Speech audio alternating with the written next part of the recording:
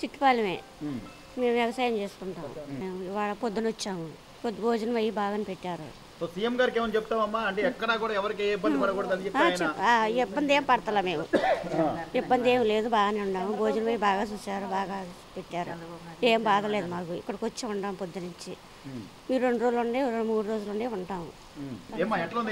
అంతా బాగానే ఉందండి, బాగానే చూస్తున్నారు. పొద్దున్న వచ్చామండి, టిఫిన్లు భోజనం అంతా బాగానే ఉందండి, బాగానే చూస్తున్నారు. అజగట్టుకుంటున్నారు, డాక్టర్లు వాళ్ళు ఉన్నారు, చూస్తున్నారండి వైద్యం. చంద్రబాబు నాయుడు ధన్యవాదాలు.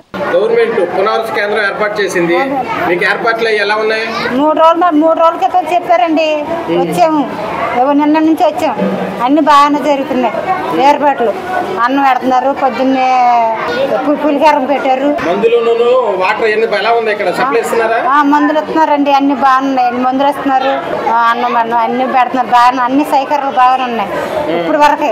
ముందు 3 రోజుల క్రితం చెప్పారు, వచ్చేయండి ఇక తుఫాన్ అంటున్నారు, మునిగిపోతాయమ్మా అని చెప్పారు. పైవాటలు కూడా వచ్చి ఇక వచ్చేసామండి. నిన్న వచ్చాం. బాగానే చూస్తుందండి, బాగానే చూస్తున్నారు. ఏమైనా ఇబ్బంది పెడతలేదండి. బాగా అన్ని బాగానే అంటున్నాయి, అన్ని బాగానే అంటున్నాయి, బాగానే చూస్తున్నారు. మంచినీళ్ళు కానీ అన్ని సౌకర్యంగానే అంటున్నాయండి.